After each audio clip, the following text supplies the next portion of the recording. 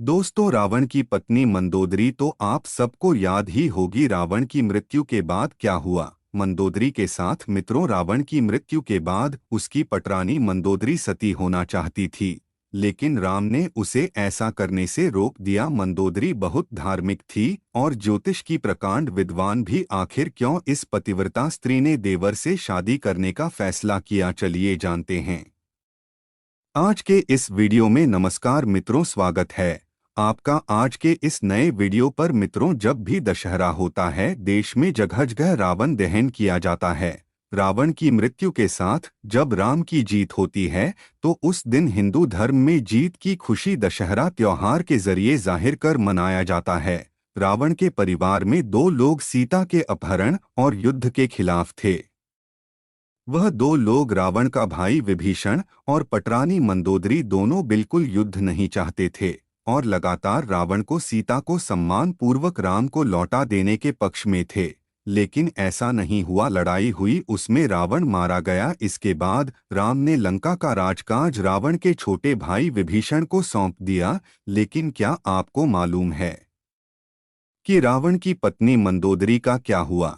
आखिर क्यों उसने विभीषण से शादी करने का फैसला किया? इसके पीछे एक लंबी कहानी है। एक कथा के मुताबिक मथुरा नाम की अप्सरा कैलाश पर्वत पर भगवान शिव की तलाश में पहुंची। तलाशते हुए जब वह भगवान शिव के पास पहुंची तो उसने वहां पार्वती को न देखकर शिव को रिझाने के प्रयास शुरू कर दिए। जब कुछ समय बाद वहां पार्वती पहुंची तो उन्होंने मथुरा के शरीर पर महादेव की भस्म देखी और फिर वह क्रोधित हो गई। मथुरा को श्राप दिया कि 12 साल तक मेंढक बनी रहेगी और उन्हें इस बात का एहसास होगा। मथुरा को अपनी गलती की कीमत चुकानी पड़ी और कष्ट का जीवन शुरू हो गया। जिस समय यह सारी घटनाएं घट रही थी उसी समय कैलाश पर असुर राजा मायासुर अपनी पत्नी के साथ तपस्या कर रहे थे। दोनों एक बेटी की कामना के लिए तपस्या कर रहे थे। 12 वर्षों तक दोनों तपस्या करते रहे। इधर मथुरा के श्राप का जब अंत हुआ तो वह रोने लगी। मायासुर वे उसकी पत्नी नजदीक ही तपस्या में लीन थे। जब उन्होंने रोने की आवाज सुनी तो वे मथुरा के पास गए। उन्हें मथुरा दिखी जिसने पूरी कहानी सुनाई। मायासुर ने तपस्या छोड़कर मथुरा को ही अपनी बेटी मान लिया। मथुरा का नाम बदलकर मंदोदरी दिया गया। उसके बाद मायासुर के महल में मंदोदरी को राजकुमारी का जीवन मिला। अपनी जिंदगी में बेहद खुश थी। लेकिन इसी बीच उसकी जिंदगी में रावण की एंट्री हुई। मंदोदरी के पिता मायासुर से मिलने रावण गया तो उसने मंदोदरी को देखा और मोहित हो गया। उसने मायासुर से मंदोदरी का हाथ मांगा तो मायासुर यह प्रस्ताव ठुकरा दिया। तो क्रोधित रावण मंदोदरी का अपहरण कर लंका लेकर आ गया। लेकिन मंदोदरी जानती थी कि रावण उसके पिता से ज्यादा शक्तिशाली शासक है। मंदोदरी का चरित्र रामायण में बेहद नैतिक दिखाया गया है।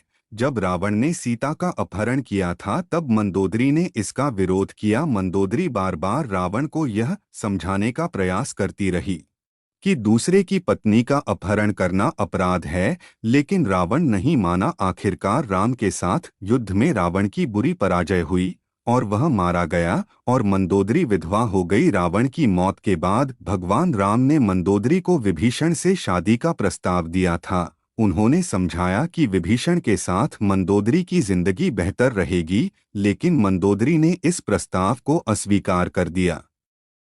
कहा जाता है कि इसके बाद एक बार भगवान राम, सीता और हनुमान मंदोदरी को फिर से समझाने गए। तब ज्योतिष के प्रकांड विद्वान मंदोदरी को महसूस हुआ कि धार्मिक और नैतिक तौर पर सही देवर विभीषण से विवाह करना गलत नहीं होगा। यह महसूस होने पर उसने इस प्रस्ताव को स्वीकार किया। विभीषण से उसकी शादी हुई। हालांकि रावण की मृत्यु के बाद मंदोदरी के बारे में वाल्मीकि रामायण ज्यादा कुछ नहीं कहती, लेकिन रामायण के दूसरे वर्जन में जरूर इस बारे में काफी कुछ कहा गया है। रावण के मरने के बाद मंदोदरी विधवा हो जाती है।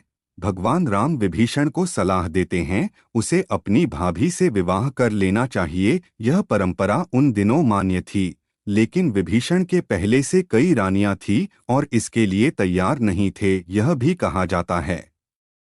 अगर विभीषण शादी कर लेते तो उन्हें भाई की जगह लंका प्रशासन का नैतिक अधिकार भी हासिल हो जाता। हालांकि यह भी कहा जाता है कि शारीरिक तौर पर पति पत्नी के तौर पर एक दूसरे के साथ यौन संबंधों की बजाय विशुद्ध राजकाज से जुड़ा था, क्योंकि मंदोदरी नहीं चाहती थी कि उसके पति के निधन के बाद लंका में अस्थायित्व और असमृद्धि रहे। मंदोदरी रावण की मृत्यु के लिए श्री राम को दोषी नहीं ठहराती है। रावण की मृत्यु के लिए श्री राम को जिम्मेदार भी नहीं बताया जाता है।